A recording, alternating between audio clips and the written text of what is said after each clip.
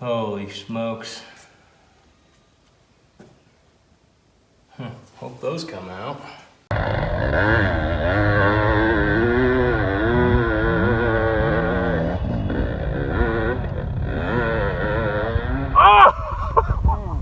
Hi there, welcome back. So, where we left off last time, I fixed the engine case on the KX 85 build, and today we're gonna tear the motor apart, get some parts cleaned up, and get it ready for assembly with this new wrench rabbit. See that right there, wrench rabbit? Engine rebuild kit. I've never used one of these things, so this is gonna be kind of a new one for me. And at the end of it, I'll tell you what I think of it versus buying individual pieces and going to the machine shop. So let's get after it.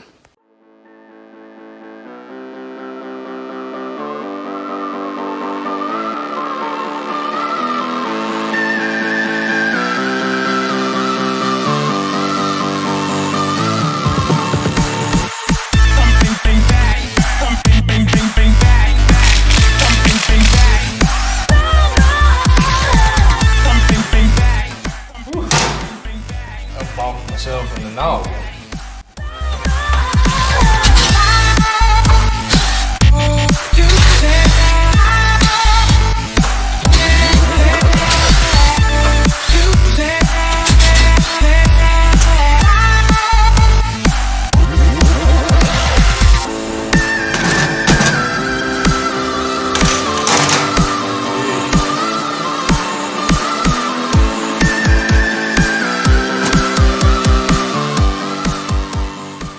Remove the keyway when you do that, so you don't lose it. Holy smokes. Hope those come out.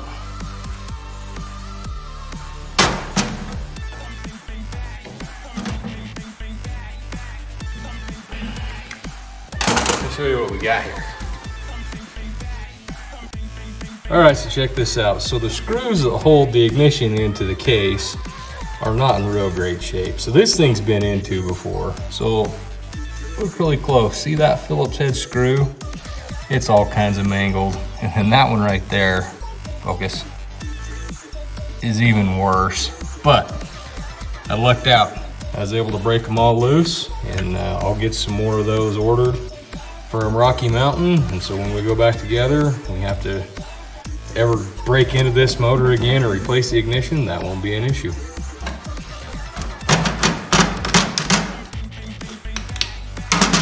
That's a cute little guy. All right, check that out. So this is all kind of starting to make sense why the gear, or the nut, excuse me, the nut on the primary drive gear of the crank came apart. So this actually has an aftermarket crank in it. It has a hot rod crank in it. Same thing that's gonna go back in it. So my guess is when somebody rebuilt this, they did not torque that nut, because that's a left-handed thread nut. And I bet they didn't get that torqued right, and that just allowed that nut to back off and allowed this gear to back off and walk into the clutch and raise all kinds of havoc. So that's interesting. Things are making sense. So now I got the ignition out of it. I think this thing is gonna go get a bath in the solvent tank, because yeah, that's pretty nasty. And I'm not too worried about getting garbage and stuff down inside the motor, because it's already got it. So we gotta clean it anyways. Okay, so if you guys are still wondering why I am gonna go through the whole transmission on this thing, let me show you a perfect example why. So let me pull this shift shaft out of the transmission and check this out. Look at all of that glitter. That's metal filings from the clutch basket. The inside of that transmission is gonna look just like that. That's gonna run through all the bearings, seals, everything. So that is another reason why we're tearing the whole motor down to absolute bare nothing and changing every bearing, seal, everything, and cleaning every part in this motor. I got the motor all cleaned off, went and gave her a little bath in the old solvent tank, and it's crazy. You can actually see the motor underneath all that crap. So next step, before I split the cases, I've got to get this gear. I believe this one runs the water pump off of the crank.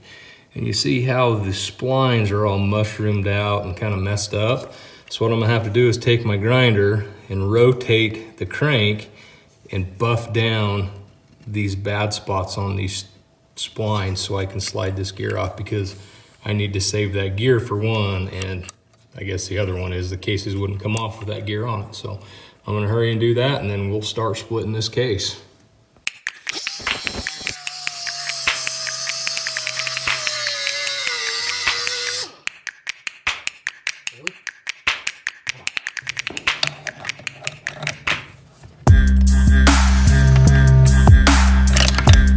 Got it.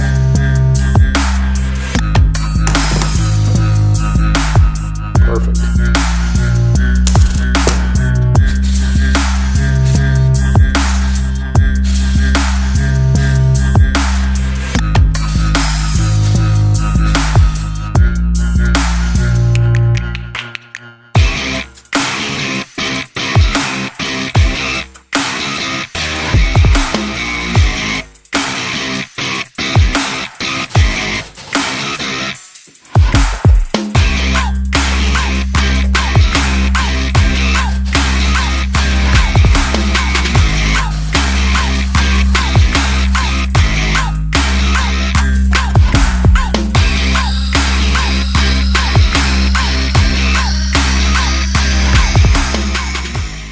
Well, there she is.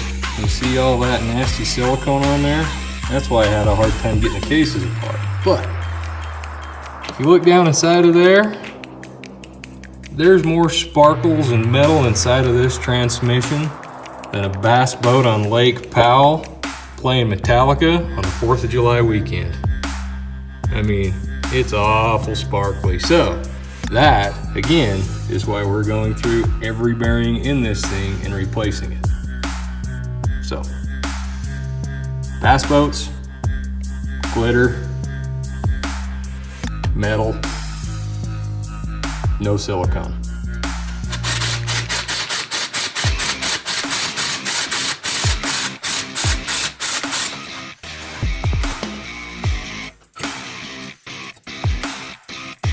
So one little tip I want to show you guys when tearing one of these motors apart and splitting the cases, this transmission gear is going to want to slide off, and a lot of times this one will want to slide off, and you're going to have to split the cases back and forth. So what I do, take a long zip tie, put some tension on this gear, then it back around so it pulls them together, and then put one right here on the one that wants to slide off, and you're good to go. And then when you're done, flip the zip ties, done deal.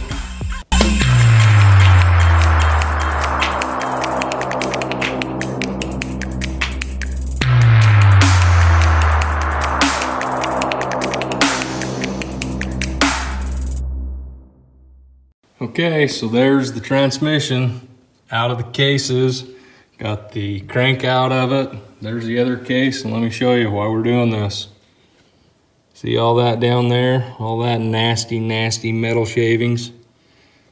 That's throughout every bearing in the transmission. So we're gonna go ahead and get the bearings pressed out of this thing, get some new ones put in it, and start assembling it. But that's gonna have to be for another day. And there you have it. She's all tore down and ready for some new bearings pressed in it. And we'll see if we can make this little bugger happy again. So, like I said before in the beginning of the video, shoot some comments down in the bottom here, right there. And let me know if you guys have ever ran one of these Ranch Rabbit engine rebuild kits. I've never ran one. In fact, I haven't even opened the box yet to see what's really in it. But I want to know what kind of luck you guys have had with them, whether it's good, bad, or indifferent. I don't care, but let me know. And like I said before, I appreciate you guys all watching and all the support you're giving me. But spread the word, tell your friends, go ahead and subscribe and like, and help me out a little bit here so we can keep doing these fun builds. But appreciate it. Thanks again. See you next time.